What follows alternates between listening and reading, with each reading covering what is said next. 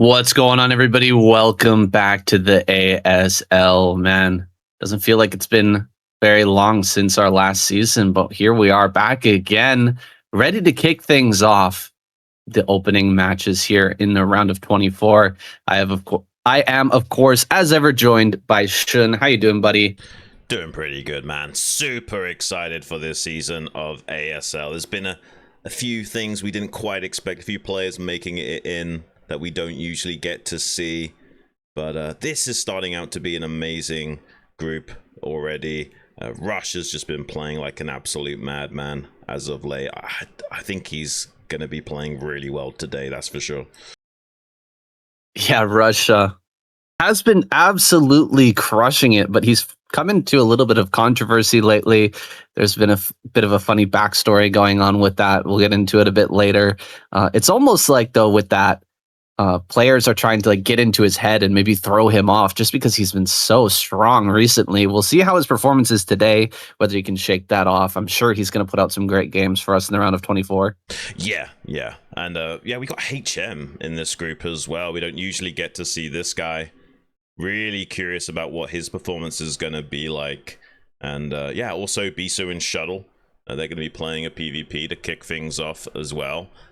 Shuttle, not usually get to see this guy a whole lot in the ASL and hasn't really been performing that great. But somehow managed to qualify this season. I'm sure he's going to at least give us some interesting games to watch.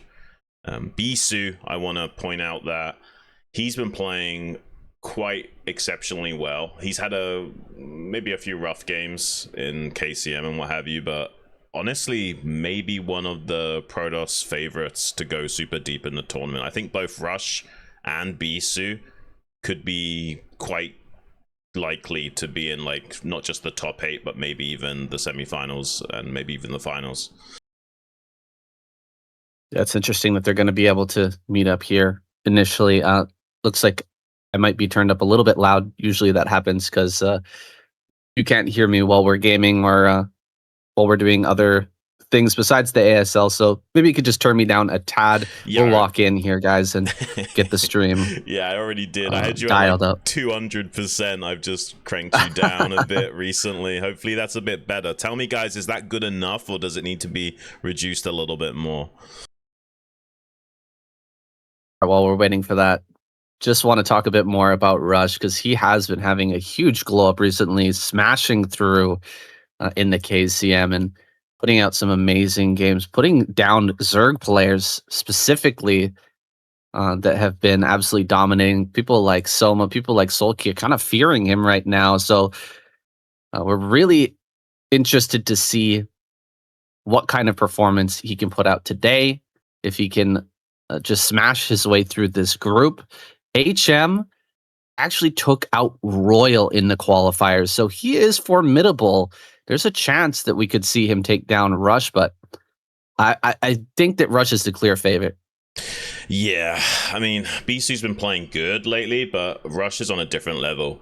I'm actually a little bit scared of him. I don't think there's anyone on the planet that's playing Terran as good as he is right now.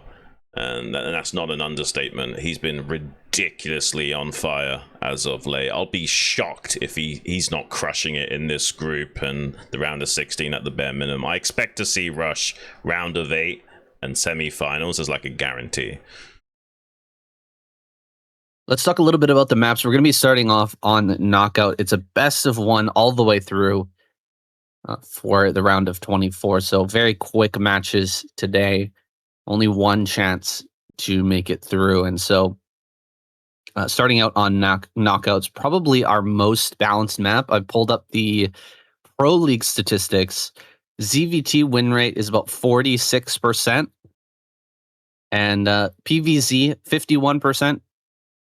Protoss versus Terran, 47%. So really close to baseline. Very, it doesn't get much better in terms of map balance for Knockout.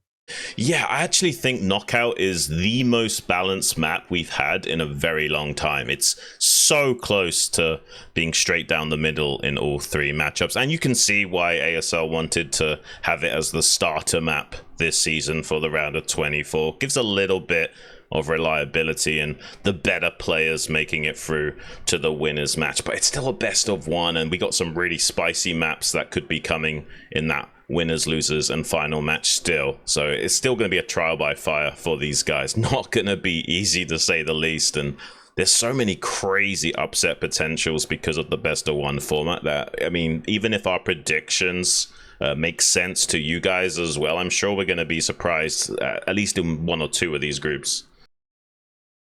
Yeah, not easy to for these guys to play. Not easy for us to predict either. Like, it's so tough to throw out predictions for the round of 24 just because of that best of one format, and really anything can happen in a best of one. Sometimes you would take two players against each other. You know, you clear who is the stronger player. Maybe in best of 7 they would win, 99 times out of 100, but they will still lose a few games here and there, and it only takes one in the round of 24 to get knocked out. Yeah, and to give a little bit more of an overview of the tournament as it stands, we've got Soma, Later, Light, and Snow. They're already seeded into the round of 16. Snow's there because Flash gave up his spot, so there was a wildcard qualifier event where the other 4 players in the previous ASL's round of 8 competed for the seed, and Snow ended up taking it. So that's why you're not seeing those particular players in these round of 24 groups.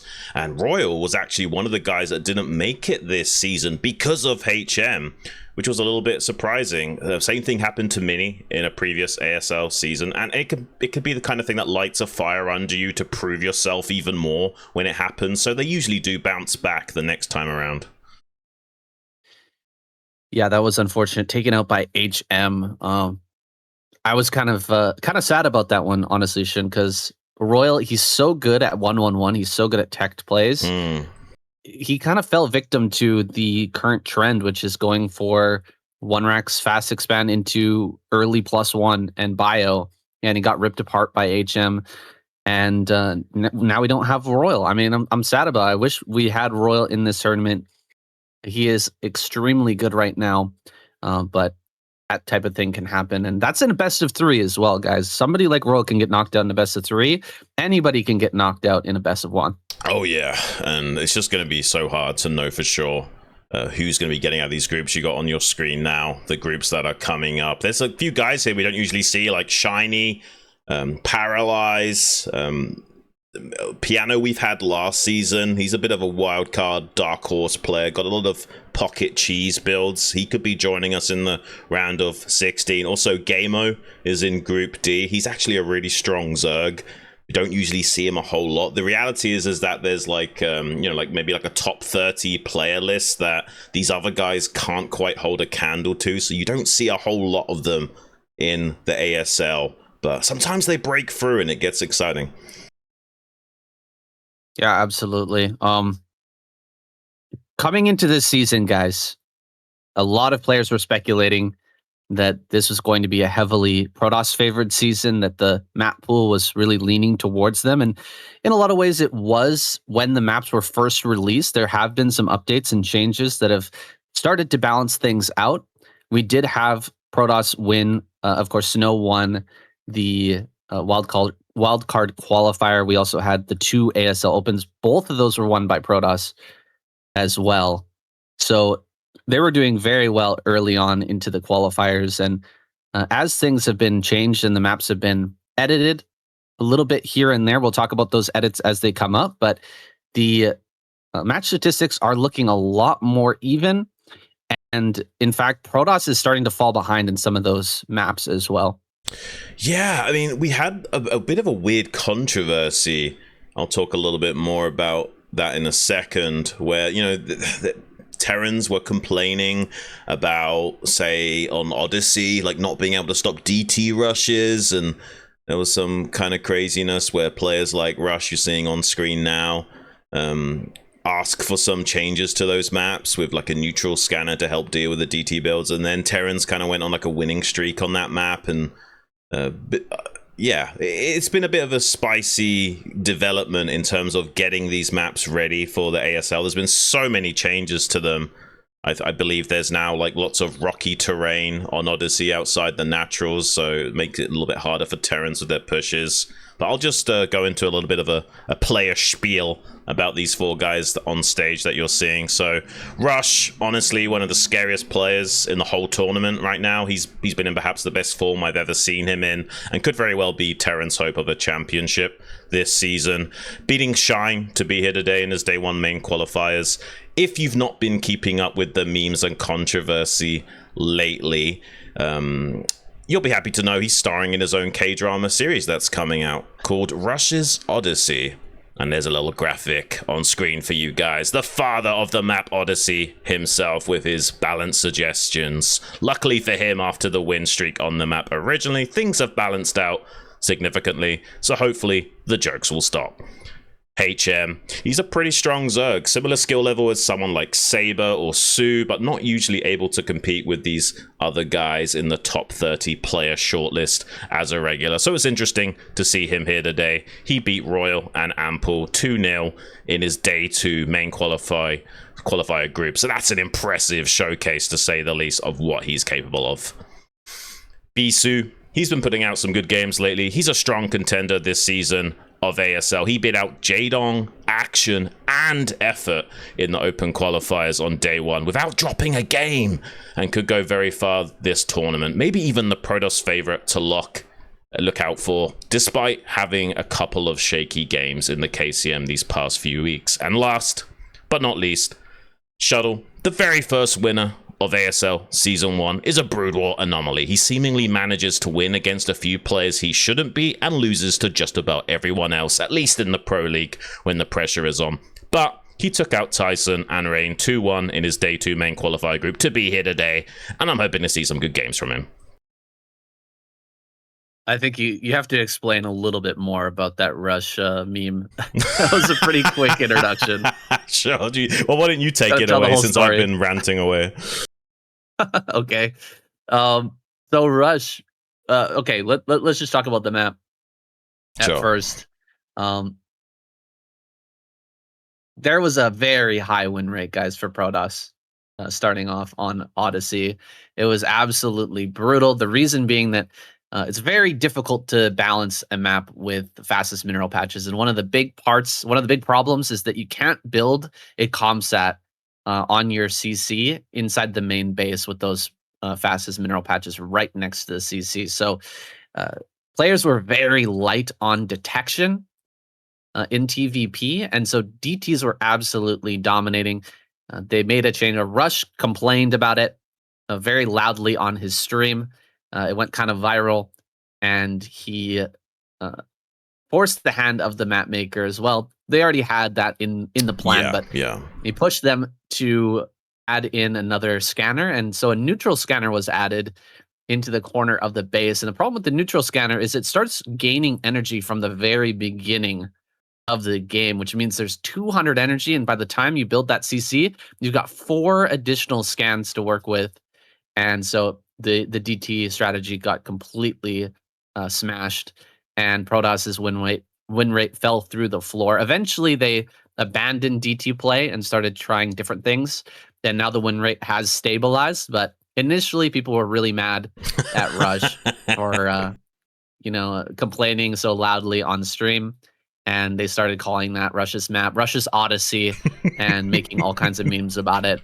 And he was getting harassed pretty severely, but I'm thinking it's almost like a strategy, because Rush is so strong right now.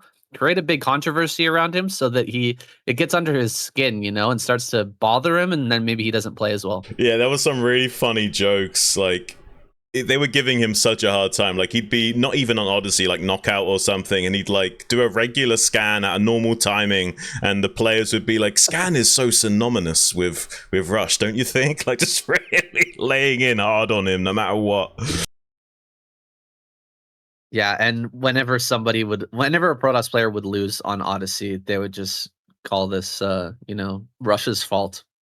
So he was being raked over the coals, and he was taking it with some good humor, but it certainly seemed to be getting a little bit under his skin. We'll see if he's able to shake that off today. Yeah, I'm sure he will. He was kind of taking it in stride initially and rolling with the punches, but very quickly it got old fast for him, it seemed like. Yeah. Oh man. I mean, it's kind of bizarre. Like the Korean StarCraft scene, like pretty much any gamer scene, like it's both a tight-knit family and also can be like the most like harsh, toxic environment at the same time. You know, they're really brutal with one another. Luckily there's guys like Shuttle, where even though he gets clowned on, he's actually a really funny guy and is very entertaining to watch as well. So they're usually really good with their form of banter. Yeah, Shuttle gives it out like nobody else. Oh yeah, He's absolutely in it to rib at everyone in the scene, and he, you know, he's just a great punching bag as well. Everybody goes after him, and he eats it up. It's part of his charm. It's part of why he's so popular. But now, guys, with Odyssey, like including all of the games in Pro League, we've got 1,500 games now in Pro League. The win rates have really started to narrow down. It's come back to the center. PVT win rate is 46.4%. So very close to even. We got 47% for PVZ, and TVZ 55.7%. So Terran just eking it out just a little bit over Zerg on Odyssey. So really, the map makers have done a great job of evening things out in the end. It certainly does seem that way, but we don't know for sure because we've only had like a few dozen games played on these maps at a competitive level, and they've gone through so many iterations that it's really hard to know for sure what the actual balance will be. And obviously maybe some of these players have been hiding their actual power level and keeping some pocket builds secret for the ASL in particular. So I imagine we're going to find out very soon just how these maps stack up in their respective matchups. And yeah, we're going to be seeing some crazy builds that we just didn't even think were possible at some point. For sure. And there's a possibility of seeing any of the current maps right now. It's going to all depend on vetoes in the losers match and the finals match, the winners match as well. So I'm looking forward to see what these guys are going to veto and which of these crazy maps we're going to have, because you could prepare just one really fantastic build, one really crazy build for one of these crazy maps, and then veto the more normal map in the group. Right. And really throw your opponent for a loop. Yeah, we won't be seeing all of the maps here today in this one group because obviously there's those map vetoes. For example, in the final match, like you know, you could have back rooms or you could have Alos, but you can't have both. But as the groups progress, unless everyone is vetoing the same maps, we'll eventually get to see all of these spicy new maps and see how the players have prepared for them. Like I said, I'm sure we're going to be seeing some very interesting builds we just haven't even thought about yet. And I'm actually kind of happy that we've got two spicy maps in this map pool, namely the Colorless Fate and Odyssey. Very different maps compared to what we're used to, and usually you only get one really spicy map in the ASL, so they're kind of going the distance this season and pushing the boundaries. It's cool to see HM on screen. I think this is his first ASL, if I'm not... Might be. Am I incorrect on that? I'm not sure. I need to look that up. But yeah. I don't think I've seen his face before. Long hair, big guy. Looking like a true gamer, man. That's for sure. He's ready to throw down here. He pulled out the hell of a build and some great micro versus Royal. That's like kind of a massive upset for HM to take down Royal. So really looking forward to see what he can do versus Rush to start off. Yeah, and just because these guys aren't like top 30 regular players in the ASL, they are still scary players. That's why they're able to be here today. Look at some of these records as well. Oh my gosh, like this record of Rush, I don't think is even indicative of his current skill level. Like, it's impressive when you see anyone that's got like 50% plus in ASL. It's really hard to have an even win rate in ASL, and Rush is close to being positive in all three matchups, and I don't think that Zerg statistic is any way indicative of what he is able to do here today. just look at how many games he's got. So respectable. Like the wealth of experience gained from playing almost 200 games on stage at ASL is kind of crazy. We're gonna see HM's record here. It's blank. He doesn't have any record. He's never been in the ASL before. His first time making it through. This is his, I guess, the qualifiers. Yeah, I think so. Not sure. I don't read Korean too well, but his qualifier record is all we have from him. So he's going to be playing with a mix of emotions being on stage for the first time. That's for sure. That's probably the hardest thing to compete with when you're not used to the environment of being on stage and you're not in the comfort of your own home. Adds a totally different facet of skill to the overall performance that you need to put on. It's going to be challenging for him, but it would be super exciting. If he can even just get one win today, I would consider that as success for the guy. Yeah, absolutely.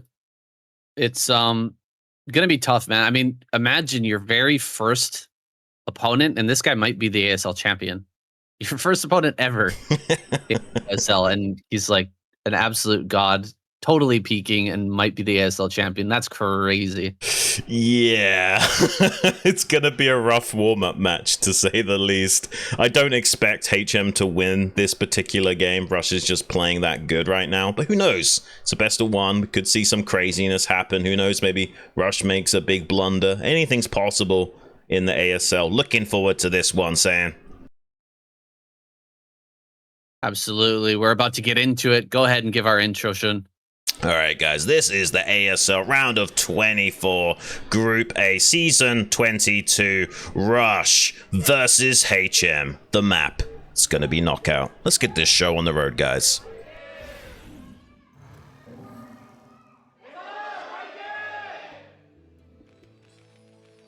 All right, spawning over here in the top right-hand corner, Rush.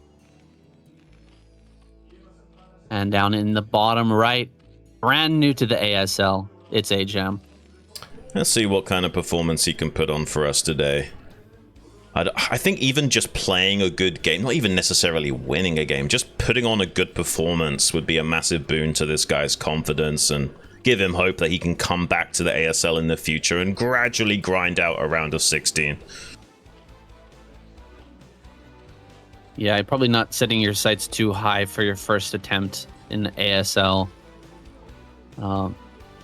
Very rarely do we ever see players, Royal Road, as they say, make their way all the way through to the very pinnacle on their first try. It's like it used to be really rare. Now it's completely unheard of.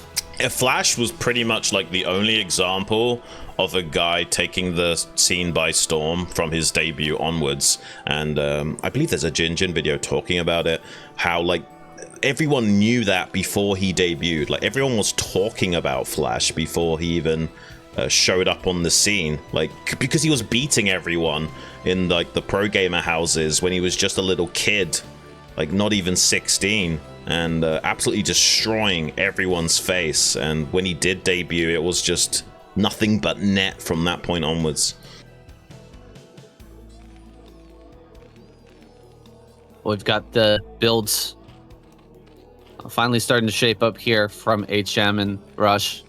HM grabbing his hatchery first, and Rush going ahead with a 1-rax fast expand. He just hasn't really altered his play much right throughout this last couple of seasons. You know, we had this whole innovation in the Terran scene where one-on-one and Wraith play became a big thing. Rush just kind of shrugged that off. He said, you know what? I'm just going to continue on with what I feel is comfortable, and I'm not going to, switch things up just because that's the way that everybody else is going. Yeah, I mean, on the one hand, I love that everyone has their own style, and you do get those like tech-out Terran players like Royal or Sark that will be doing some pretty tricky stuff, but I also want to see some... Shin. Go on. We've got to change the overlay. We're blocking the map. So sorry, guys. There we go. That should be good. All right, bit of a pressure build here from Rush. Not a full commitment to this aggression. Not like an 8-Rex or anything like that, but you have to react to this properly. Gonna be throwing down a sunken colony and running by with some of the drones. Good target fire here from Rush, killing off one of the drones immediately. Oh, that's absolutely brutal. 2 Marines are here now, and that's enough with the 2 SCVs to bring this creep colony within striking distance, within kill range. Once the sunken colony is finished, it'll die in 1 shot. Full surround on the bunker, but the drones not all attacking. 1 drone over to the left, just not even a part of this battle. Everything dies, and HM is gone. First game in the ASL had to be against Rush, man. That's gotta sting for HM. He can't even play out the plan that he originally had. Rush is just too good at the fundamentals. And if you wait long enough, the meta ends up coming full circle, and you playing super standard will eventually be good again. Everyone was so adept at dealing with Valkyrie play. He's just gonna tap out. GG is called, and HM, unfortunately, with a very quick defeat against the Terran god that is Rush. Like I was saying previously, look out for this guy. He's an absolute monster right now.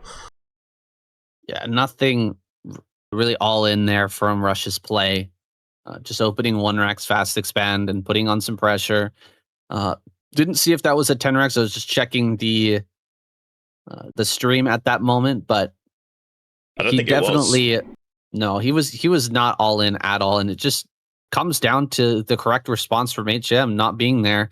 Ends up getting taken out immediately. It's gonna be putting some color into his face, red cheeks here, as he knows that he's just been absolutely punked by one of the strongest players in the entire ASL scene. I think this is why ASL is so scary, because like it's one thing like playing on the ladder or doing some practice games against good players, but when you're in an event as prestigious as ASL, like pretty much everyone's play is so clean. Like everything is done down to like the nanosecond level of precision.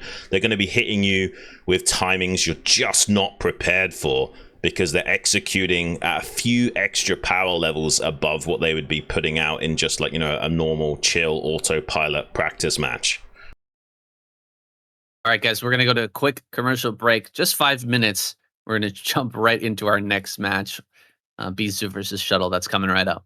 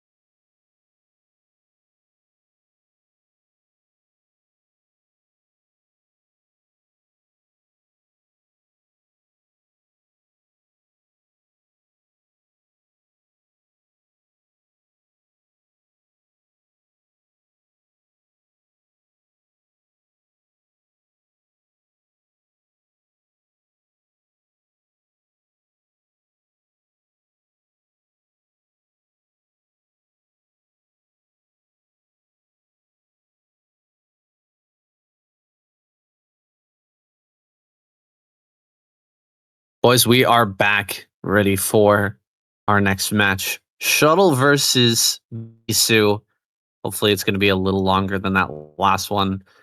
I put, or I crossed off, like 2 or 3 hours for this first match, but HM, I mean, didn't pass the skill check there. Rush just not really measuring up here, and Rush just crosses him off quick. Yeah, I mean, you put it perfectly. That's exactly what it was. It was just a standard skill check, and I think you said off air, like, hey, are you supposed to be here in the ASL? Let's see if you've got the answer to this. And whether or not it was nerves or just a lack of ability, I think it was more nerves than a lack of skill, though, from HM. Like, I don't know if you guys ever played at a LAN event, but imagine playing at a LAN event, but your computer is on a stage in front of cameras and everyone's turning and looking at you. Like, it's a different level of pressure. And if you're not used to it, you're not even going to be able to play at a normal 100% of your ability.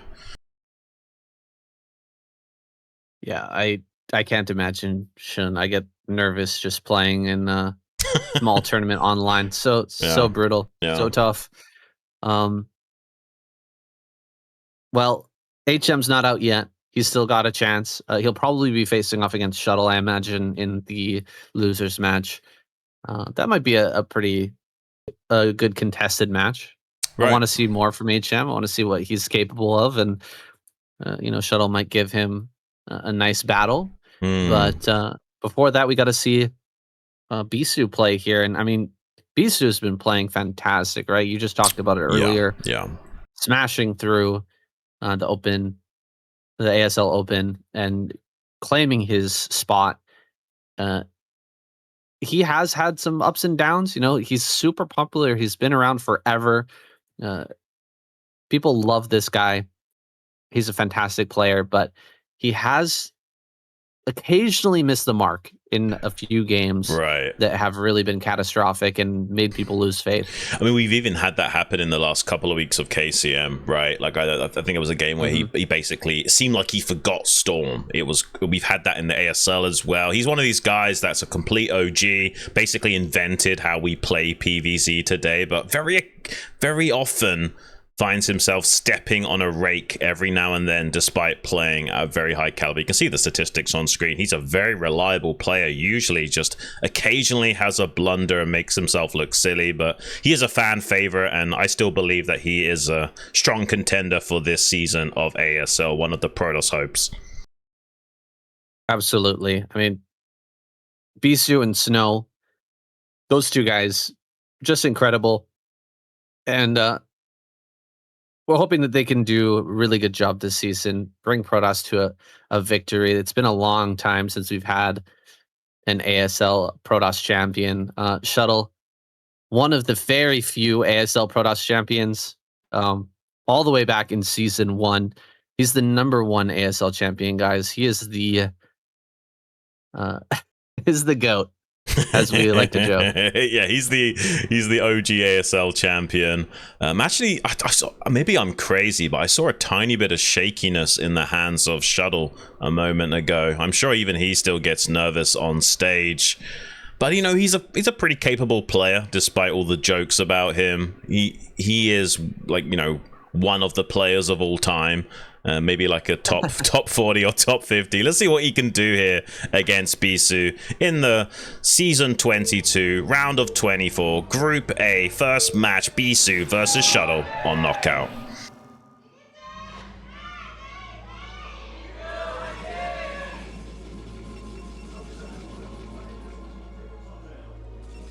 It is kind of funny that Shuttle has an ASL championship and Bisu doesn't, but there he is, Bisu and Shuttle. We've got on screen Bisu red and Shuttle in the blue. Yeah, and Shuttle beat some Protoss guys to be here today. He's had a little bit of a warm up in his PvP affinity. I don't think he's quite up to the same level as Bisu, but you never know in the best of one. Maybe he can get the better end of the build order against Bisu and take a good fight and suddenly wins through tempo or something. pretty much everyone can win in a best of one as long as you have some level of strong fundamentals. Yeah, PvP. There are some kind of coin flip elements to it. There's a bit of a poker game that's going on in PvP. Hard to get the information on what your opponent's up to. And builds, kind of like ZVZ, do tend to counter each other, although the countering aspect, I mean, it has lessened over the years, right? Players have gotten better at dealing with all the different build order counters. Especially in ZVZ. I would say like the higher the skill level, the less that build order advantage matters.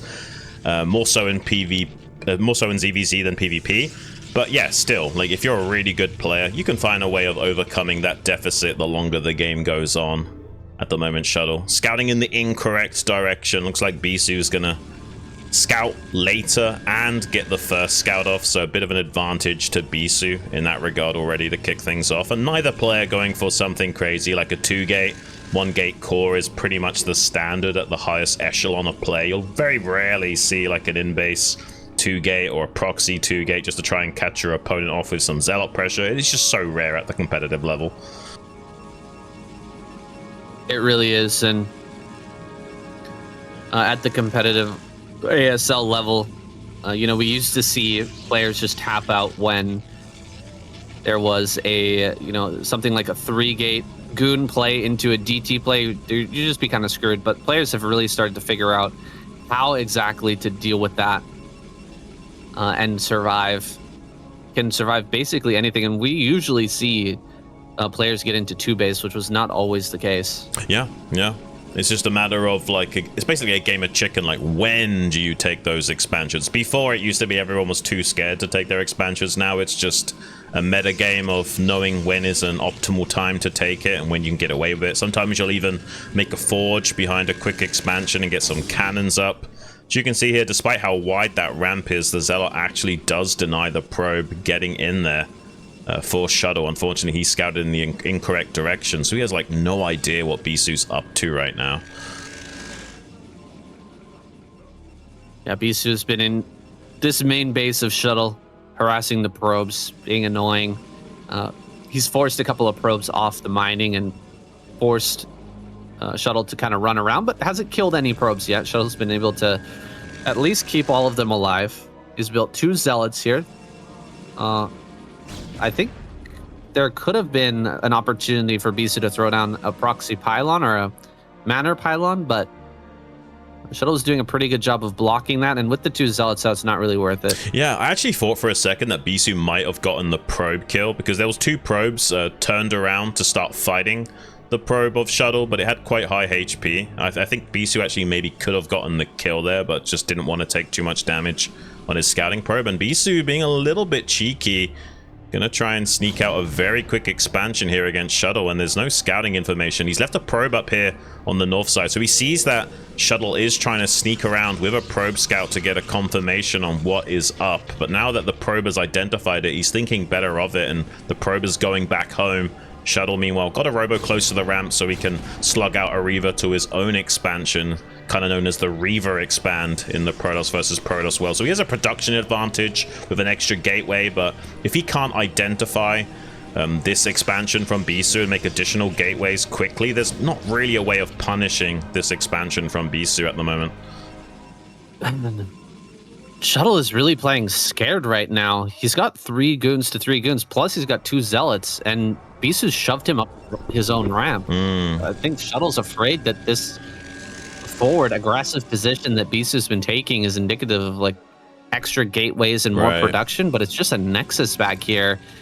And so, you know, he's busy teching, getting out this robo and extra gateways, while Bisu's just going to be exploding ahead in production and economy. Yeah, I mean, the problem with PvP, if you don't have a scout, they could be doing literally anything. Like, it could be 3-gate goon, it could be a DT rush. So he's playing a very cookie-cutter build where he's going 2-gate robo observer into expansion, which kind of covers all bases. You can defend against just about everything this way, but it does mean he's going to fall further behind in the economic warfare of this match.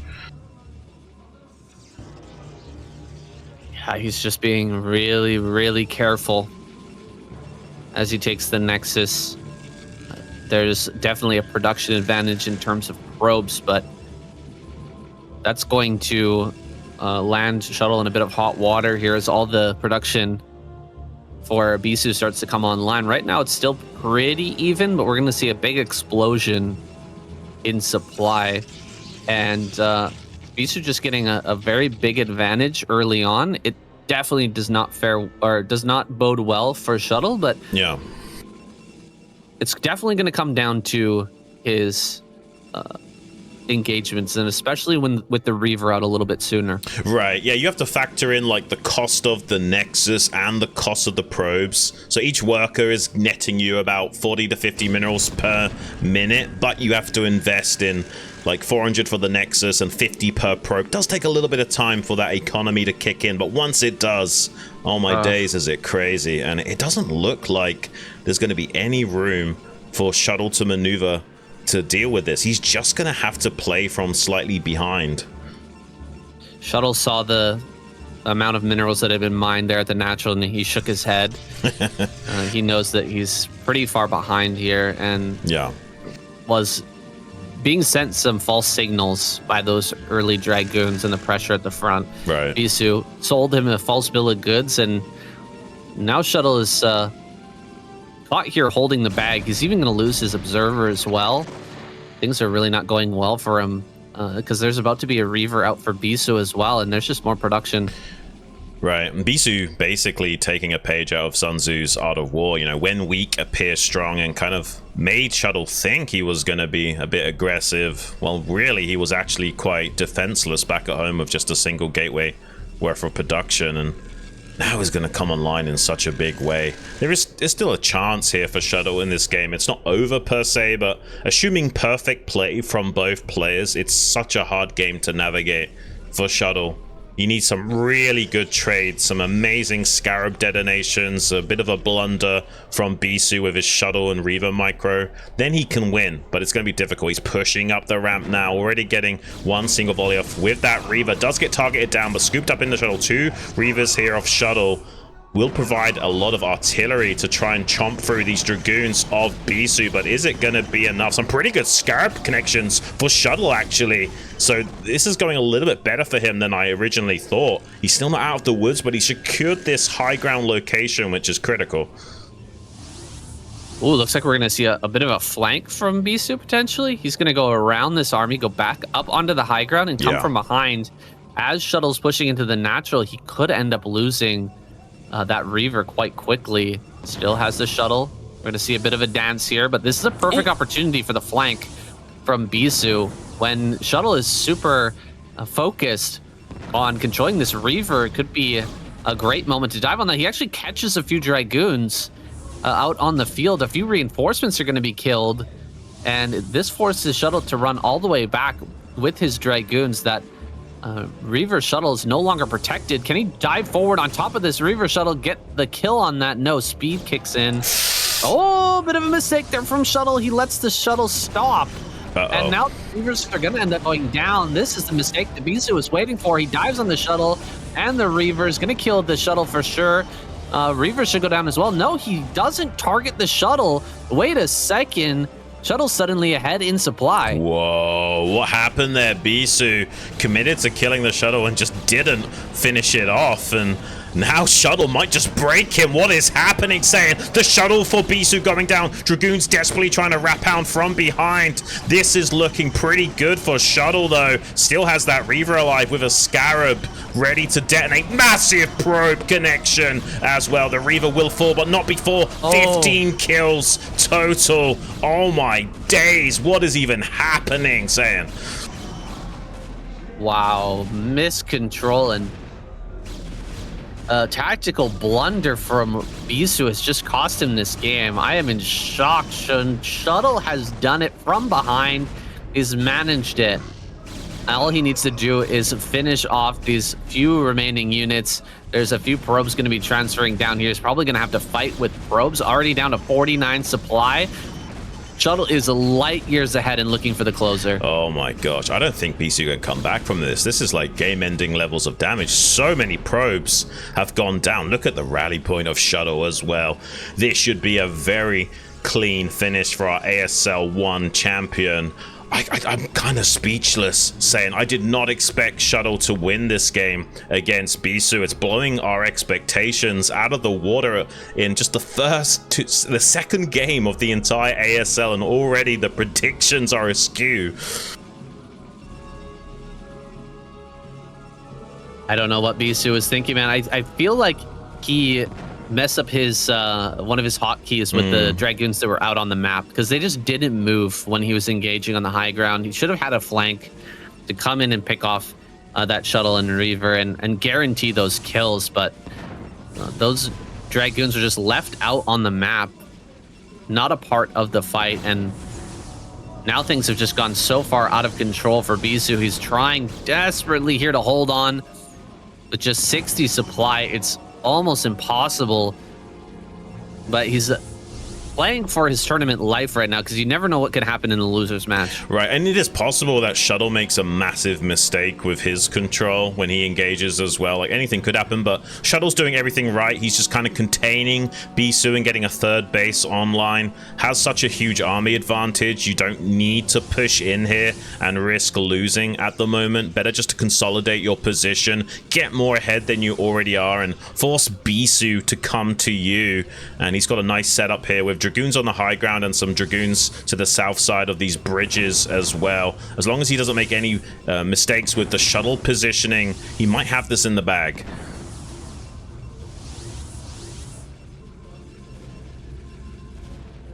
Playing this little game, little mini game, trying to get some hits off on these Reavers, but good God, Bisu just takes another massive chunk of damage there, and his Reaver's too far forward. He can't pick this up. Ooh. The Shuttle is too low. He loses another Reaver, desperate to push out right now because he knows how bad of a position he's in, but Shuttle just juggling back a little bit too good. And this game is going to end, guys. Bisu will have to tap out. Yeah, I don't see... he's just got so many Dragoons here at the 3 o'clock as well. I don't know if that's there to catch a Shuttle that's coming out for Bisu, maybe. And kind of giving some false hope to Bisu that he'll eventually be able to break out. But the reality is there's so many more Dragoons that were just not being utilized in those engagements. Meanwhile, Shuttle is just ramping up in his own economy back at home. Maybe even could take a 4th base with his extra minerals if he wanted to. Yeah, looks like he is about to do that soon. I don't think he even needs to do it, but it's one way of just guaranteeing a win. Unfortunately for Bisu, despite the build order advantage, Shuttle has done the impossible. He's outplayed Bisu here in the ASL. Oh, but loses the Shuttle. I guess that's something. Our unlikely winners match, Shuttle versus Rush, is going to be coming up soon. I mean, killing off the Shuttle and that Reaver is nice, but the advantage is stacking up so massively. Yeah. It looks like both players got additional Reaver attacks? Yes, yeah. Am I seeing that right? Yeah, both players got the damage upgrade.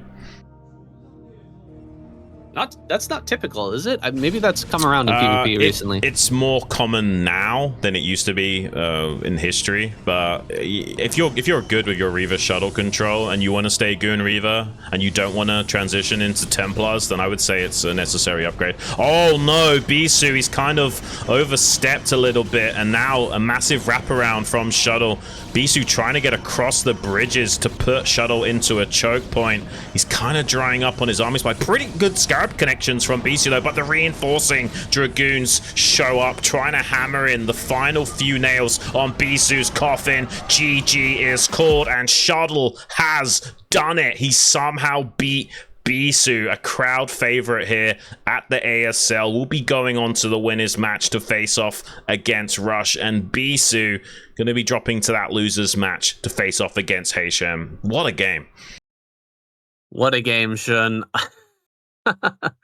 Oh, that flank, that fight on the high ground with Bisu just forgetting some of his units. I mean, these are the blunders we were talking about. It doesn't happen often, but it happens enough to where Bisu just hasn't been able to get himself an ASL title, and could result in him going out in the round of 24. It's hard to imagine, but maybe HM can take him out, or maybe we'll see it, a rematch with him versus Shuttle later on in the final match, and we'll be able to see Bisu get a bit of revenge.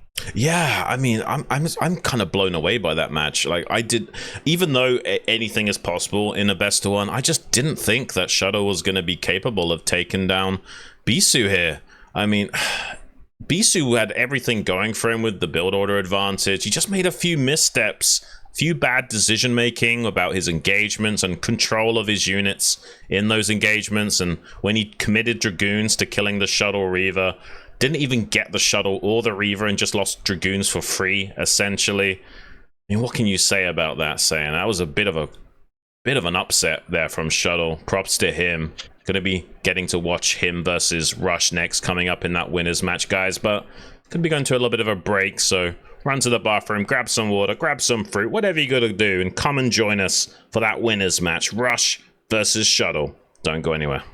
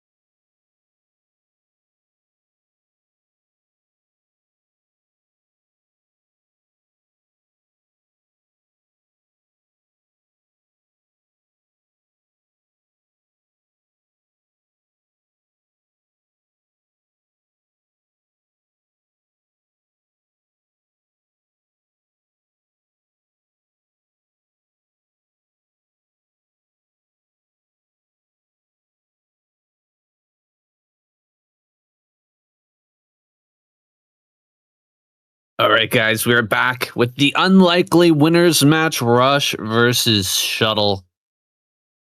Gonna be coming up here in a moment. Oh, looks like we're in Odyssey. Ooh. Yeah, there we go. Yeah, That's exciting. it is. We've had a lot of changes to Odyssey. I think Terrans were having a little bit too easy of a time, but now they've put a bunch of rocky terrain outside the natural, so the pushes are a little bit harder to execute. I think the win percentage is starting to go back towards Protoss after those changes. See what Shuttle can do against Rush here. Already upsetted our expectations against Bisu, but I don't think he's going to do the same thing against Rush. I think Rush is going to be skinning him alive and wearing boots made out of him by the end of this match. All right, don't let your bias show too much. Oh, geez, sorry, my fault. No, I agree. I agree. This is gonna be probably pretty one-sided, but hey, anything can happen. Let's jump into our next match. Rush versus Shuttle, ASL round of 24, Group A, Season 22. Let's get it. Odyssey.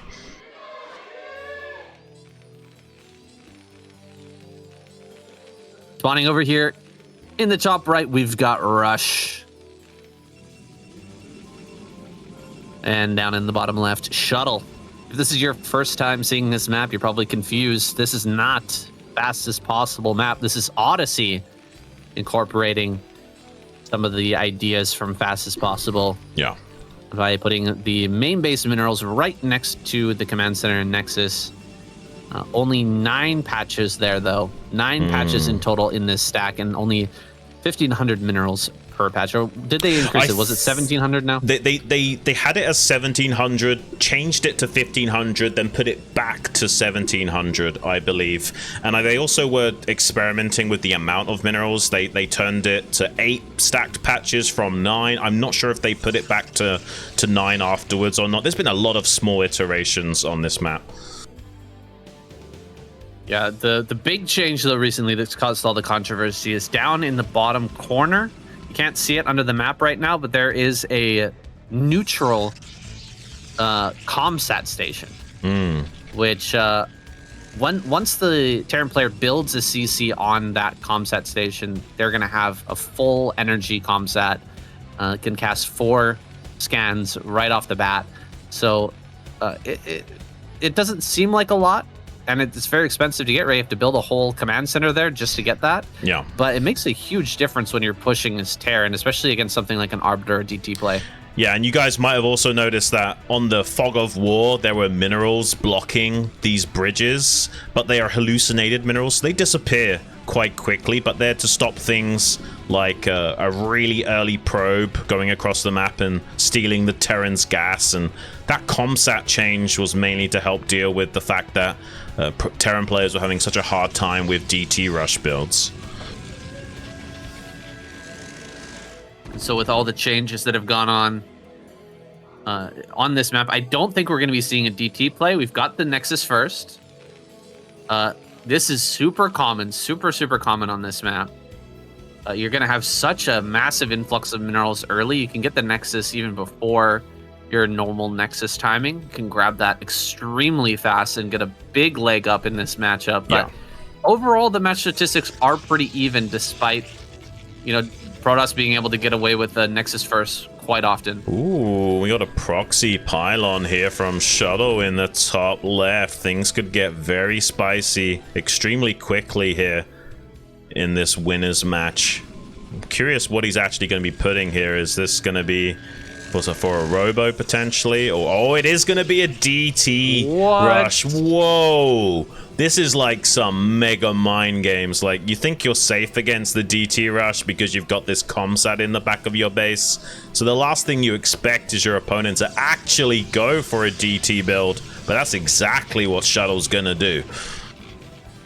Shuttle's gonna proxy it as well. He might even make a robo over there too. Yeah, like, maybe he just goes for the DT drop. He's getting a second guess. Yeah, we'll see, man. We'll see. This is a sneaky play from Shuttle, but he's got to do something crazy like this to win over Rush. Like, he's just not on Rush's level at the moment. That's for sure. Yeah, and Terrans were having a bit of a win streak on this map after that comsat change and what have you, but that was also before we had this mass amount of rocky terrain in front of the natural, so I doubt that Terrans will have such an easy time on this map anymore. Rush gonna send out a force of Marines and Vultures across the map. These Marines gonna help escort the Vultures into key locations to lay down some mines. Looks like Shuttle actually gonna kill that probe, so the SCV with the probe before any additional scouting can be done, so we don't know for sure what's going on. And actually looks like a drop build going to be coming out from Rush. Going to be getting a dropship out and trying to see if he can get some of these Vultures into the main base, but little does he know there's proxy gates for a massive DT rush going to be coming his way soon. Dude, Rush even scouted top center, checking that base up there, and he's moving around the map in kind of a heart-wrenching fashion. Like, is he actually going to scout this, or is he not going to? Because it's so damn close right now, and he doesn't have any mines in position between this proxy and his main base. Right. This is really dangerous. This is crazy. Are we going to have the most insane upset in the ASL where Shuttle gets out of his group first? Like, what are we even doing? This is crazy. There's nothing at home, Saiyan. There's nothing for these DTs. Well, there's 4 Vultures in the natural, 2 in the main, 2 in the natural, and the number of Dragoons is very low. I mean, we've only got 2 Dragoons, so he is going to lose a lot of probes. The DTs get in, though. I mean, it's a battle of who's going to take more damage at this point. He's just going to kill so many freaking probes, but the DTs are going to work. 4 DTs is so hard to deal with. Oh. He's going after the command center. He can just repair that. Command center is crazy. Yeah, I mean, the thing is that if you lift the command center, you can't land it back in its original position close to those fastest patches. So kind of understand the choice there, but needs to go after the SCVs themselves and also stop things like turrets going up if there's an engineering bay, which there is.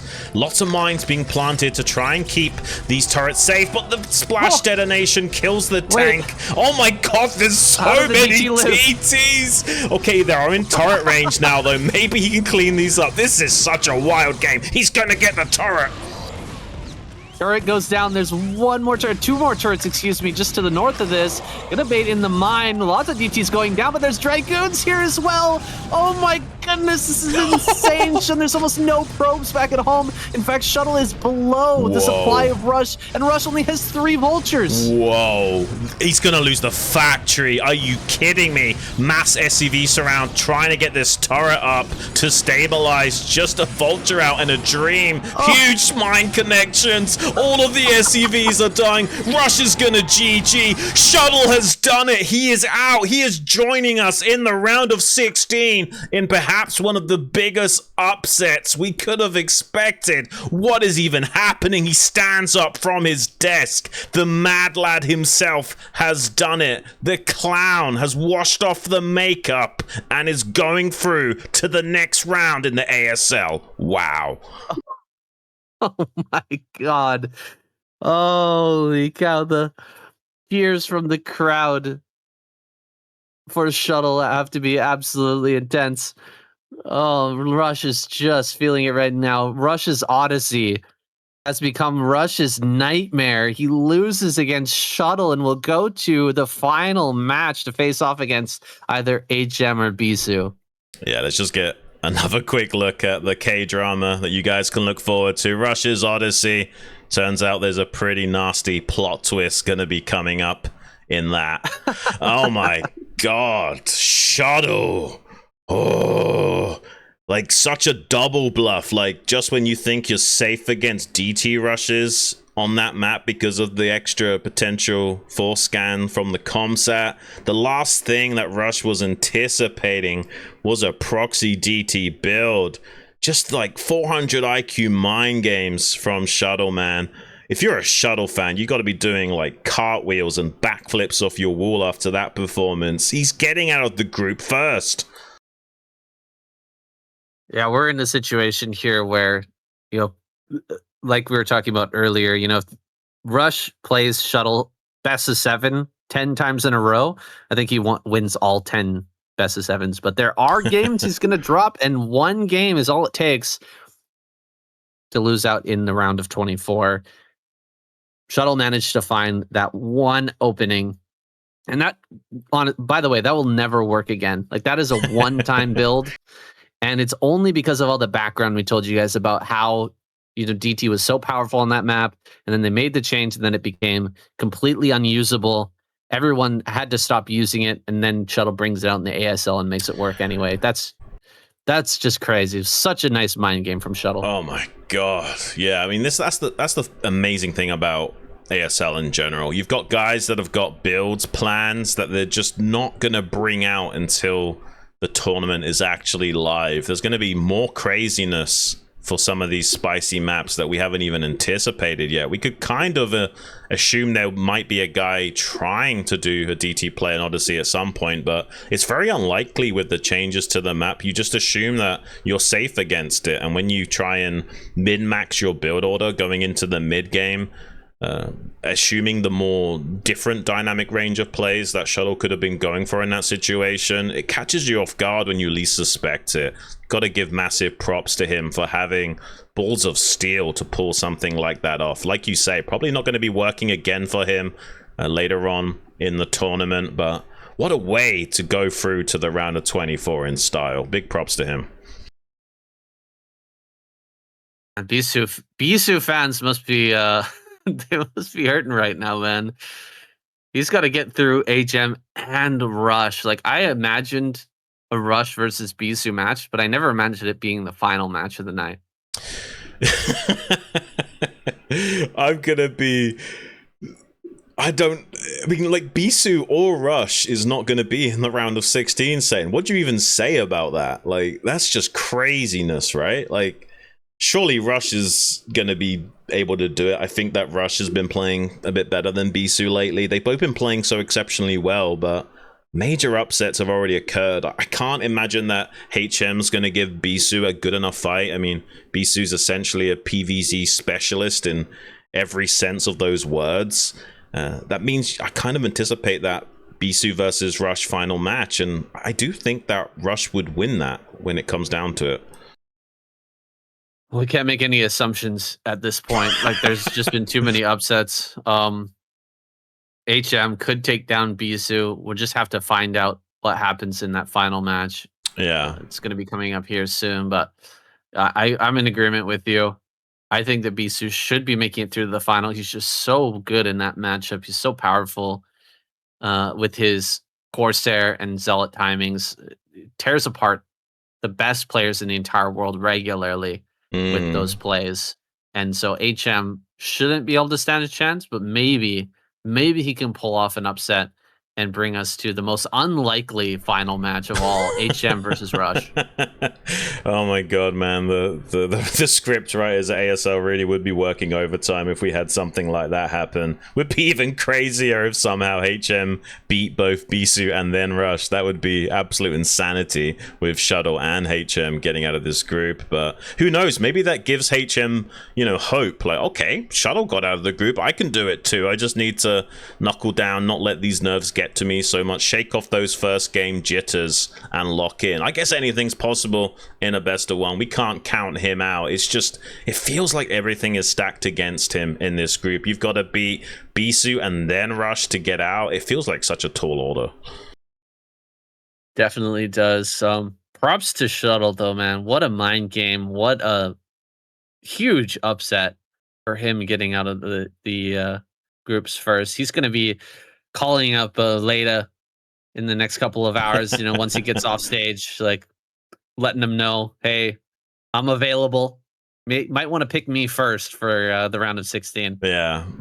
I kind of got this like mental image of like Shuttle is like Achilles at the gates and he's calling out for Leda instead of Hector over and over again and just wanting to be side into that group. I think pretty much everyone would want to be in Leda's group, but yeah, knowing Leda, he's going to fill it with nothing but Zergs if he can help it and enable him to go for some Wraith play. He's so good at it.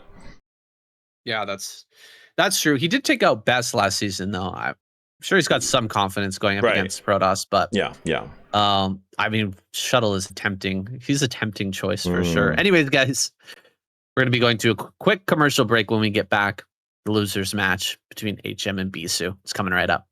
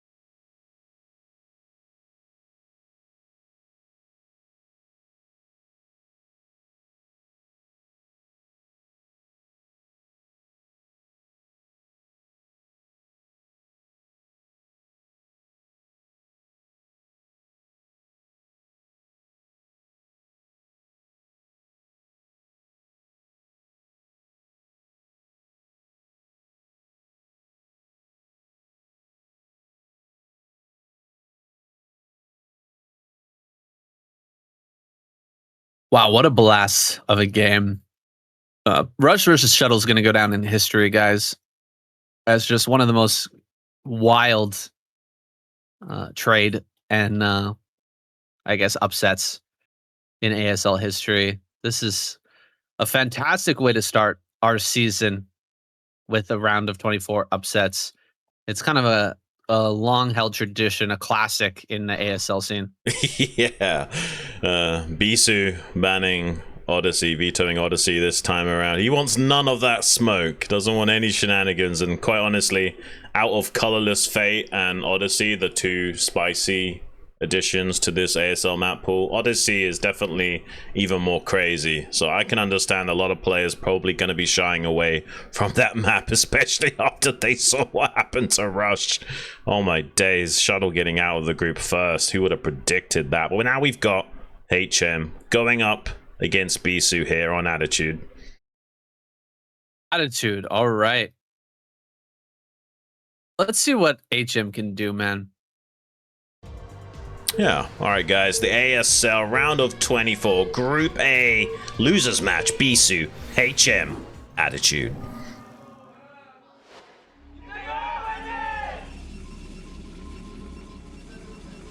Spawning down here in the bottom left, we've got Bisu. And over in the top left, HM. I don't know why we're showing Bisu afterwards. Okay, we're doing it this way now. Okay. That's interesting. So, honestly, going back to that last game, I feel like that was the funniest way for Shuttle to win that series. Like, oh yeah, maybe he planned it out before because of all the controversy was going on, and you know, Rush complaining about DTs being so strong on that map, and getting the DT kind of nerfed by adding the scanner. Beating him with DTs, I feel like it's the most memeable way to win the match and go into the next stage. Yeah, Sane and I were talking about it off air. I was saying that it kind of makes sense because, I mean, you know, Shuttle essentially is a streamer personality. That's what he's kind of known for. He's a very funny guy, and doesn't matter if he wins or loses, he's really good at talking things up after those results. And if you want some content and something to laugh about, why not go for the most memeable situation possible? Maybe that was the thought process there with the DT build and Rush's controversy in mind. Let's see what we got cooked up for us here between HM and Bisu. Early probe scout going to come in and start harassing these drones. Overpull from HM, pretty much the most standard way of playing ZVP. Nothing out of the ordinary so far. Just taking a look at the statistics on Attitude, ZVP win rate in Pro League thus far. Over 2,000 games played, 61% win rate for Zerg. Pretty good map. So a little bit advantage to Zerg for sure. And so we'll see if that becomes a factor. Whether HM can take down Bisu, I mean, and give us another upset already in the round of 24. Imagine Bisu going out first.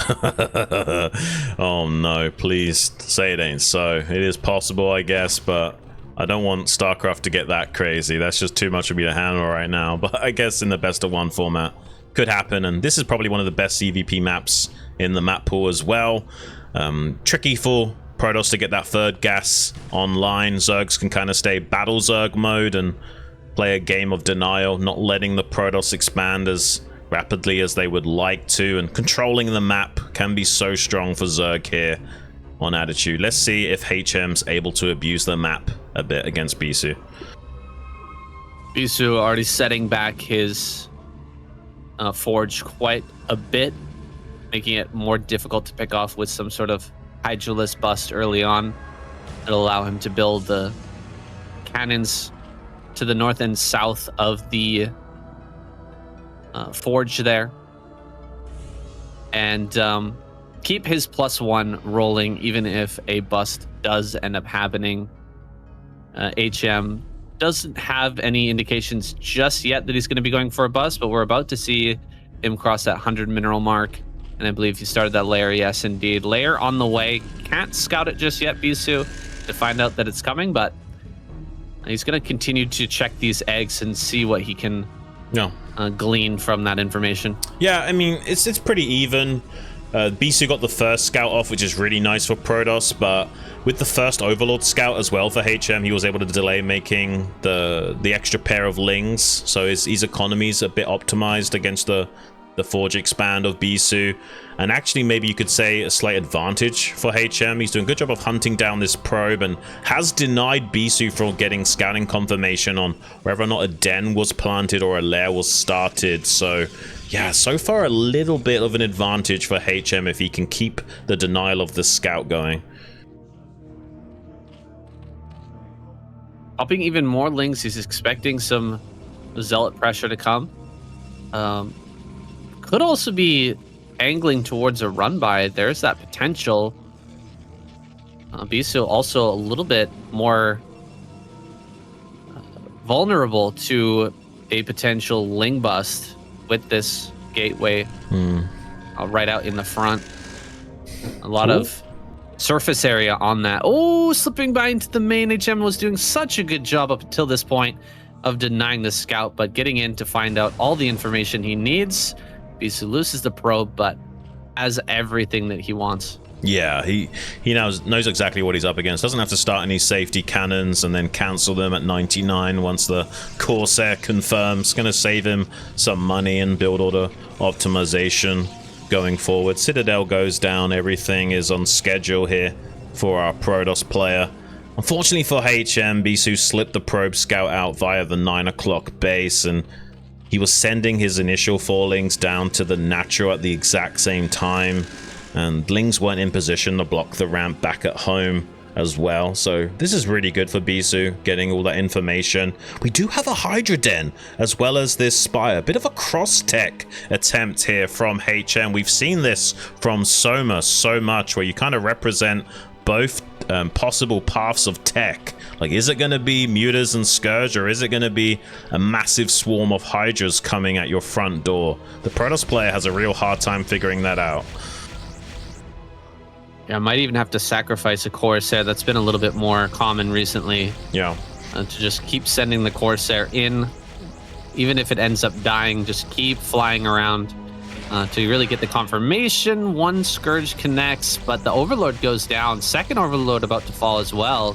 Looks like he'll end up getting that. Bisu trying to return back home with these Corsairs. Feels like he's done enough. Big supply block from HM has just been cleaned up, but needs to pop a few more Overlords to keep the production rolling. Fourth hatchery.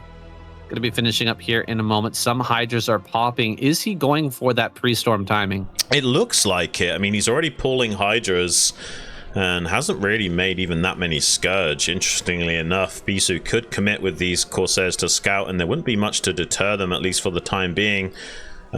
That's kind of the main theme of this build, is usually you wait till you have like 5-6 Corsairs of +1 before you want to move out onto the map so you can actually kill Scourge before you lose Corsairs, but then it's too late to see that the Hydras are already knocking on your door. And as you can see, some Hydras moving out here for HM do intercept these Corsairs, so at least now Bisu knows what he's up against. Can he kill this Overlord? That would be huge. Speed finishes up in the nick of time. Also really important for the Zerg to get an Overlord on the other side of the map so that DTs cannot deny the frontal aggression of those Hydras. A lot of Zealots at that front, and it looks like they have speed as well, so it's going to be hard to chop through all of that before the cannons finish up in this back line. Let's see if HM can actually make it happen. He's already taken some damage. Bit of a mistake there. Going to reset the damage from those Hydras, pulling back for a moment. Lings are here as well, and actually Overlords are starting to die. Losing some puts him into another supply block, so he can't continue to produce Hydras. I think he's going to start throwing down additional hatcheries and just trying to get out of this aggression. Oh no, Overlord at the third base. One just pops out now, and he should be able to save. Majority of these drones to go down. Not the worst thing there for HM. He holds on and gets another round of drones out. Yeah, Bisu still finds minimal compensation from that DT, but the DT's not just for harassing, it's also for scouting purposes at this junction of the game, just to try and identify how much is the Zerg committing into a potential soft contain, or are they going to fully transition into macro? And he sees a lot of drones popping out, transiting from that main base to the natural, so he can be pretty confident that HM is switching into macro mode now after the failed aggression attempt. But he did force a lot of cannons. Each cannon you force, obviously that's a delayed gateway from the Protoss player as well, slowing down their mid-game explosion. So at least there's been compensation from both sides.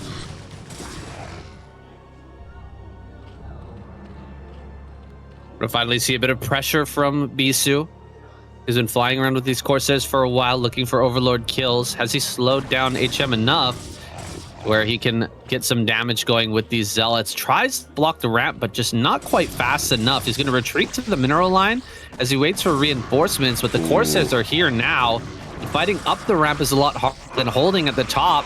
3 more Overlords are about to fall, but a few Zealots die in the main mineral line, but those 3 Overlords are precious and they've just been taken out, slowing down HM even further as Bisu retreats. Yeah, Bisu doing what he does best with those Corsairs, just non-stop activity around the map, hunting down Overlords, continuously supply blocking the Zerg, even checking the top right for a potential 4th base from HM. There is a drone up there. He was thinking about sneaking out that early 4th base, and now will be delayed and denied for the time being, and will be not able to keep up with the curve of the game at this rate. But maybe there's still a way for HM to turn this into a strong macro game for himself, but he's been denied with that hatchery plant in the top right, forced to cancel because of the Zealot. It's going to slow him down. He will eventually clean that up and get that on the way again, but it's giving a lot of breathing room to Bisu, setting up a stronger mid-game timing as we progress. Lurkers are already out for HM though, so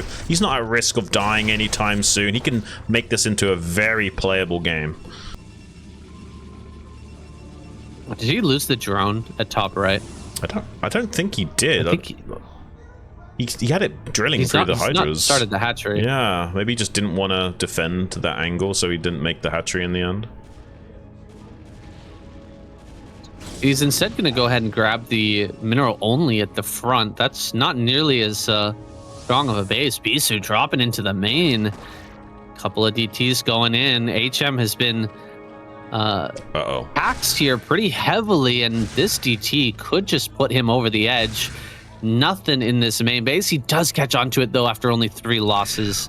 That could have been catastrophic. Yeah, you have no warning that you're losing drones because they die in 1 hit, so you kind of have to look at the screen to know it's happening unless you've got an Overlord there to see the red dot on your map. So luckily only loses the bare minimum. Pretty fortunate there for HM, all things considered, but taking this 4th place in a suboptimal location, not having access to 4 gases worth of mining is going to slow down his hive explosion. It's not a bad idea to try and go for hive here, but I wouldn't necessarily say this is the strongest way of playing on attitude. Maybe he feels a little bit scared playing against Bisu and he won't have the map presence or the control necessary to keep the Protoss under control. Bisu starting to shark forward now, trying to cycle out some storms and skirmish with HM, getting some pretty good 2-for-1 deals on these lurkers as well. Still got a little bit of energy in reserve to put the pressure onto the Zerg. Even Corsairs coming in to start cleaning up some of those juicy Overlords. Supply blocking the Zerg once again. Really good engagement from Bisu, and he can always just turn around and pull out when he runs out of storm.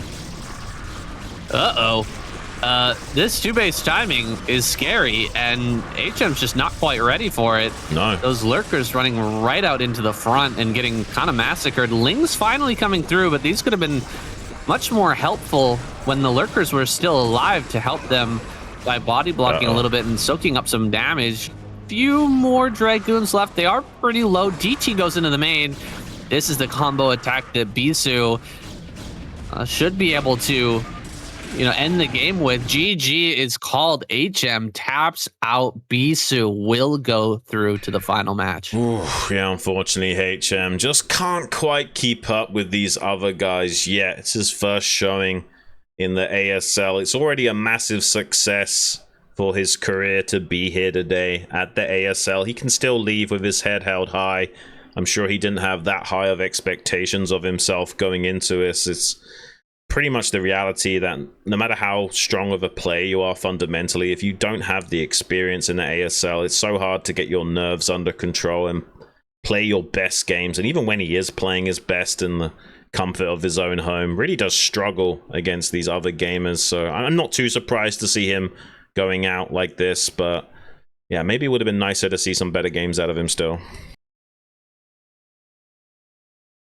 He had a hard run in the qualifier, making it past Royal, who honestly I would expect to get through to like the round of 8, if not, definitely through the round of 16. But just playing on stage, it is really extremely tough.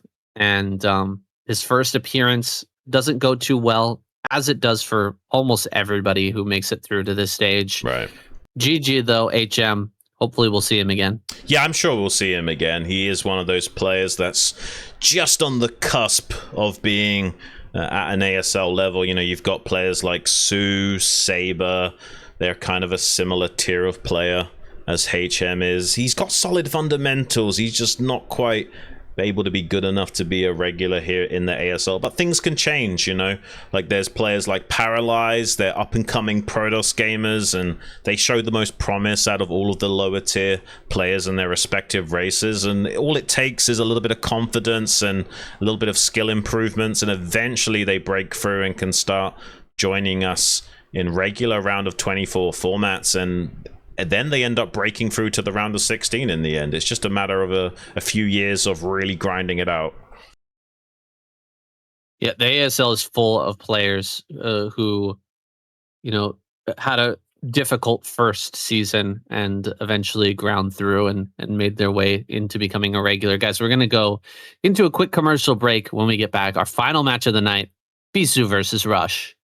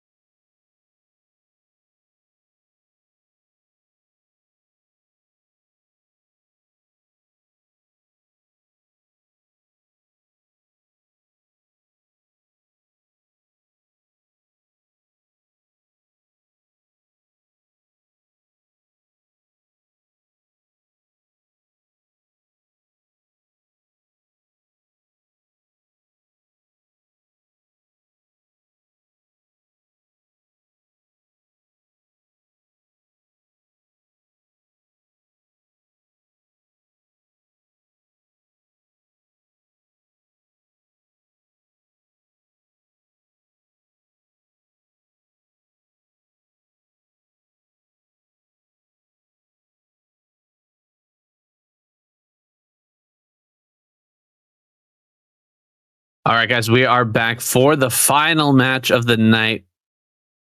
Sad to see one of these two players going down. They're favorites for the group coming in. Rush and Bisu. Should be a hell of a match, guys. I just watched these two duke it out in Pro League recently, and they were totally back and forth, winning and losing for their respective teams in Pro League for lots of money on the line. Now with all the honor on the line, with their pride here on the line, who is going to take it home on Octagon? Yeah, seems like none of them want to play these newer maps. Backrooms and Alos, both vetoed here. They want to play on something they're both more familiar with, Octagon, but has to be said that Octagon's not a bad map for Terran versus Protoss, so Bisu might be up against it against Rush. I'm expecting a good performance from both sides. Let's see what happens. Let's get into it, guys. The ASL round of 24, season 22, Group A final match, Bisu versus Rush on Octagon.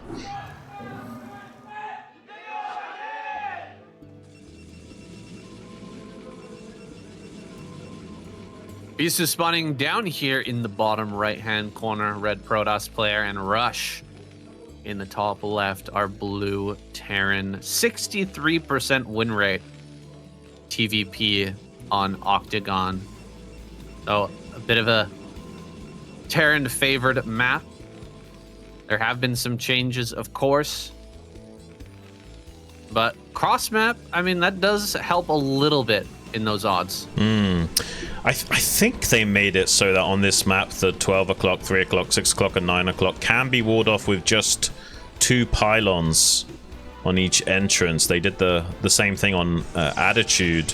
I'm pretty sure they also did that here on Octagon. Protoss players having a little bit of a hard time on it, and 3-base Terran is seriously sick on Octagon. You can do like a 9-factory 3-base timing where you just max out so quickly, and unless the Protoss player is being super greedy and expanding like a madman, if you're doing any kind of mid-range Protoss play, there's not a lot they can do to stop a push like that. Yeah, they've also changed the middle of the map, removing a lot of the buildable terrain, right? Right. That was mostly, I think, for changing up the TVZ matchup to make it harder for Terrans to hide barracks in the middle of the map, but it will have some effect here. And all this unbuildable terrain, there's like one square right below the ramp where you can actually build a turret in all of that rocky wilderness out in front of your natural. So it can be a little bit tough for Terrans to control their high ground. But Rush is just such a beast, man. I can't imagine this one going easily in the favor of Bisu. If he wins this, it's going to be a hard slog. That's for sure. Yeah, I'm hoping for a good game between these two. It's just such a shame that we have to say goodbye to either Bisu or Rush already. Shuttle is just such a disruptor in the scene, always finding a way of catching you off guard, either with his comedy or his unexpected performance. Bisu getting in here with a probe scout. Can't quite do enough harassment to slow down this factory timing. Marine pops out to shove that away. SCV yet to find Bisu out on the map, and looks like it might be a rangeless expand here from Bisu. That is certainly in his wheelhouse. Let's see if he wants to go for a very quick nexus or if he's gonna make the Dragoon and range first. First Zealot has made its way to the front. It's in between the Marine and its path of retreat, so this is a bit of a problem. Trying to block this a little bit. Looks like he'll get ahead of it. Ooh, the first Marine is going to be killed. That's a massive win for Bisu. With this initial Zealot pressure, he's going to be so much more successful at getting in here and dealing some damage. Yeah, and it is going to be that 23 Nexus for Bisu. Pretty meta, all things considered. A lot of Protoss players are playing this way against Terran. Neither player really enjoying much of an advantage just yet. We'll probably be seeing Bisu starting his range any second now. There it goes. Does delay range significantly to get out a quick nexus like this, but it also does prop up your economy so much, and you kind of do want to start that nexus before the CC and the natural for the Terran. So I like this optimization that Protoss players have been doing for a while. That was a pretty good move from Bisu to pull back the Zealot once he saw the Vulture was on the way before any sort of add-on. He manages to make it all the way back home as well. That was a nice move to preserve the early Zealot. Now, the SCV might make it all the way in. It took some damage earlier. Oh, the Zealot on the ramp. Ooh. He's going to get it. Dude, the Zealot coming in clutch after killing a Marine, and he blocks the entrance to his natural. Yeah. Denying the scout. Really nice stuff from Bisu. Yeah, it's working out pretty good for him right now. Rush going to be sending these Marines. They're an escorting force. We saw Rush do the same thing against Shuttle. Just wants to guarantee getting across the map with these Vultures to lay down mines, to cover the expansions, get good information on what the Protoss is doing. But this probe is giving Rush the runaround, forcing this Vulture to redirect his attention into hunting it down. It's going to delay him setting up all 6 of the mines. He has a second Vulture now. Let's put a couple of mines on the ridge line and a mine towards this mineral only. A little bit of a hiccup there having to deal with that probe. It's going to slow down things a little bit from his original intentions, and Bisu has a pylon placed at this third base location at the 6 o'clock. At the moment, that's just for spotting a potential dropship coming in later, but he will be wanting to get a third base online reasonably soon. Oh, nice. Rush is going to get the mine placed out here at the third. He's got one at the mineral only as well, so just going to slow down Bisu's rate of expansion by a little bit, and also keep tabs on exactly when Bisu decides to try and get these extra bases online. Now pushing out with a couple of tanks, third factory on the way. Usually this doesn't work. Like a 3 factory pressure is more so gauged towards a Protoss who's being a little bit too greedy with their expansions, and that's not how Bisu's playing just yet. Yeah, at the moment, this is a pretty mid-range style from Bisu with the 2-gate observer. Sometimes the 3 factory pressure can still work against this, but cross-map makes that a little bit harder to pull off. You can see Rush is being a tiny bit sneaky, sending his army down southward first, trying to avoid the observer. Does the observer spot anything? At the moment, the observer sees nothing. It might catch the tail end of that SCV moving down. Doesn't really tip him off that the army is here as well, though. Maybe he can make that assumption that the SCV is there in support of this army for a bit of a tank repair and placing a turret down as well. Has got all of his Dragoons stationed on this ridgeline in response to this. Only 3 tanks, though. I don't think it's going to be enough to get through Bisu on this ridge. The ridgeline just changed the math so much. It's a scary force. 3 tank push is pretty powerful, but as long as Bisu is keeping up constant Dragoon production and keeping control of this ridge, it's pretty tough. There might be a better opportunity if Rush lays down some mines out here and pressures and then goes for a run by with the Vultures instead. He's actually just going to go for it. Whoa. Kind of crazy. He's going to throw down mines right on top of these Dragoons. Any of them going to actually connect? It doesn't look like it. None of the mines go off on anything aside from this Zealot, but the Dragoons have been pushed back pretty heavily. Now he's got to be careful not to overextend with the tanks, and he will retreat the moment that he extends a bit further without Vulture coverage. More mines going to be thrown down at this front. 3 tank push, 3 factory timing is starting to look kind of powerful here as Bisu struggles to get enough Dragoons to deal with this. Yeah, Rush is adamant at getting compensation from making that earlier factory, and he's got his tanks in a pretty reasonable setup. Bisu has a shuttle. Reaver is on the way, but it's not quite ready to deal with this force. He might actually get the kill on this Nexus. That is huge for Rush, making the 3 factory pressure work cross map against the ridge line is about the best case scenario for Terran here, and now he can just pull back with his main force. Vulture's not able to get into the natural with the pylon block though from Bisu, but he is denying some of the mining. Look at how good Rush is, dude. Like, he immediately went around to pick up that probe that was sent down to the third at bottom center. Completely catches that, and then looks for this run by. He's going to deny a ton of mining over at this natural. He's just extending his lead so much. He's not losing anything for them. He's sending all of his tanks back home to just deal with this drop. And with 5 unsieged tanks and a bunch of vultures, you just can't drop this Reaver. He'll be targeted down immediately. Yeah, he's going to try and get a couple of Scarabs off as Rush turns around with his force initially. So he does get one connection, kills a couple of Marines. Oh, that's a big mine! Doesn't actually kill everything, but it softens up all of those Dragoons. That was like 5 Dragoons hit by the splash damage of that mine. Rush rinsing and repeating the pressure with those vultures in the natural, picking up a probe, denying a little bit more mining. Reaver in the main base, trying to pick off the turret on the periphery here. Does manage to take that out.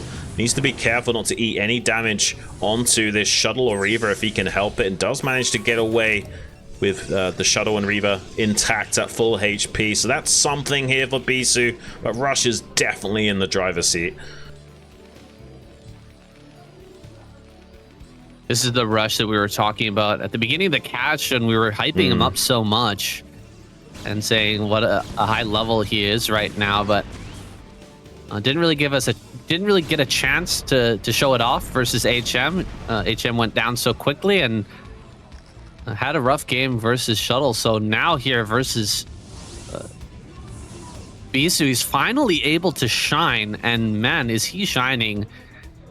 Getting some really good early game trades and taking out those early Nexi, just making Bisu's life so much more difficult. Yeah, and he's trying to anticipate timings here as well. You saw those 4 vultures come in just as the Nexus was finishing up. He was anticipating a probe transfer hitting at around about the time those vultures went in.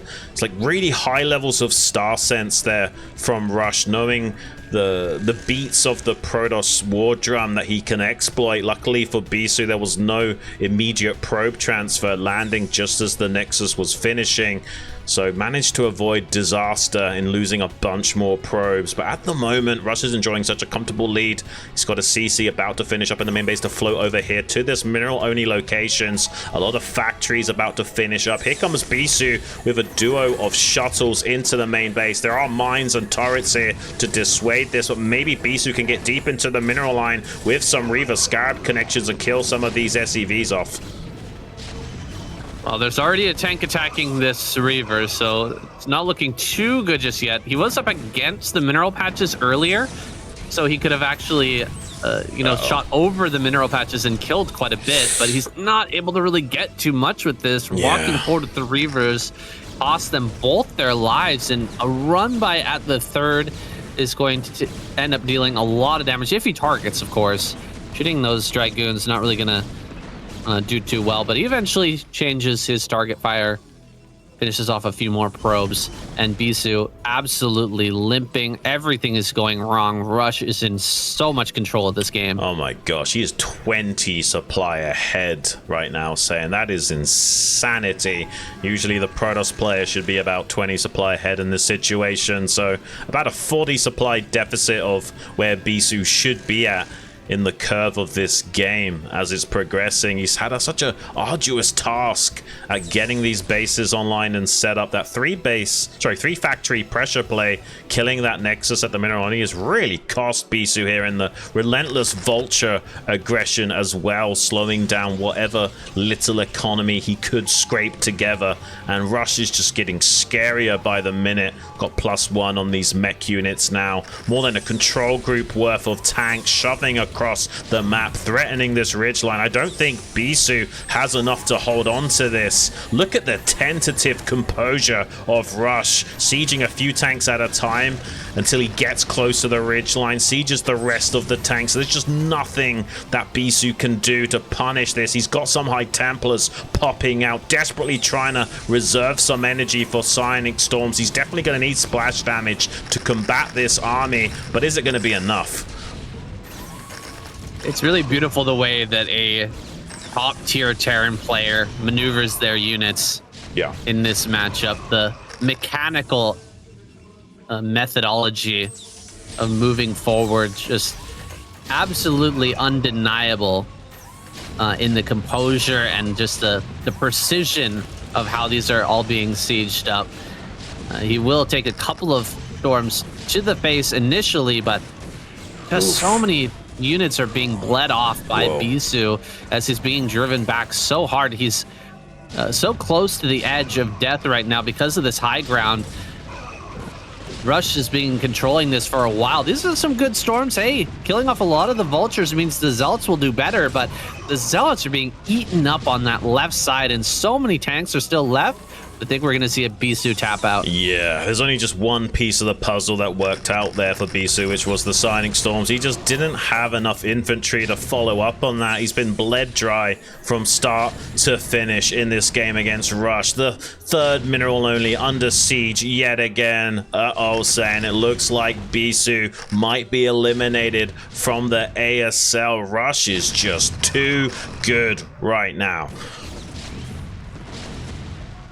Oh man, Bisu going out this early is brutal, but you can definitely see that Rush is the superior player in this game. He's just from start to finish kind of dominated here on Octagon, and with very little chance of actually claiming victory. I think Bisu is just struggling to come to terms with his defeat. Yeah, I think Bisu knows that he's pretty much out, but a lot of players do delay the GG, processing the loss mentally. He's going to have one last hurrah at pushing out against this unstoppable Terran force. GG is called, and Rush is going to be joining Shuttle in the round of 16. I'm not too surprised by that result, but I am surprised by Shuttle getting in and forcing a situation where one of these guys had to go down. But when it comes to it, if it's gonna be one of us, Rush says it's gonna be you, buddy. Unfortunately, I'm just too good right now. I'm really glad we got to see a snippet of Rush's current form. The games against HM and Shuttle, as you said, didn't really do him justice. At least Bisu gave him enough breath of air to show us what he's capable of right now. Unfortunately for Bisu, his fangirls have been let down. The clown Shuttle has had a good joke at his expense, and now Rush has finished him off. It happens, guys. Round of 24 is crazy. We always have upsets every single year. Shuttle taking out Bisu and Rush was not on my bingo card. That was a completely unexpected turn of events, but he absolutely deserves it with those mind games. And with that turnaround against Bisu as well, that was a very straight up PvP game. So Bisu really has nobody to blame but himself for losing that initial PvP versus Shuttle. I'm just so blown away by that, saying like, I cannot believe Shuttle got out of his group first. I mean, we knew there was going to be some upsets in ASL, but that was one of the upsets I didn't expect. I had a feeling that like maybe players like Piano could pull off another unexpected showing. He's got some great cheese builds, but I didn't have Shuttle pegged as having an upset here. I really did think that Bisu and Rush would be getting out of this group. Just goes to show that all expectations will be dashed in the ASL. You really don't know what to expect in this best of one round of 24 format, but that makes it all the more exciting, and I'm so looking forward to getting stuck in with Group B tomorrow. Yeah, guys, Group B tomorrow, same time, same place over here at the ASL English on Soup. If you're watching on YouTube a few days later, I've probably already casted these on Soup Live, and you can catch us for the next week of the ASL live at, what is it, noon CEST, the Central European Standard Time. So it's a reasonable time if you're in Europe. If you're in America, totally understand if you've got to watch it later. It's probably starting at about 3 a.m. over there. Yeah, and there's obviously going to be plenty of you guys watching on StarCastTV, catching the VOD a couple of days after the fact. That's totally understandable, and we haven't mentioned it yet, but if you do want to support us on our Patreon page, it's Saiyan Xun Duo Cast. There will be a link down in the description for you. Big shout out to anyone that does support us, doing what we love best, and that's bringing you coverage of the greatest StarCraft action on the planet. I mean, this game's been going for decades. I imagine it's going to keep going at the same pace, and So looking forward to bringing you guys more of these great ASL round of 24 groups. Yeah, I wonder what other upsets we're gonna have, Shun, because there are so many crazy players. Oh yeah. You talked about Piano earlier. There's also Shine in there. Potential for a lot of really interesting builds for these new maps. One of the wilder map pools that we've had with Colorless Fate and Odyssey in there. Aeolos, another kind of out there map that really changes the game. But we're going to be uh, following along with you guys and enjoying this spectacle through the rest of the season and bringing you all the details about the controversies and the map results as we find them out. So stick with us for the whole season. It's going to be an absolute blast. Thank you so much for watching, and we'll see you in the next one. Thanks so much, guys.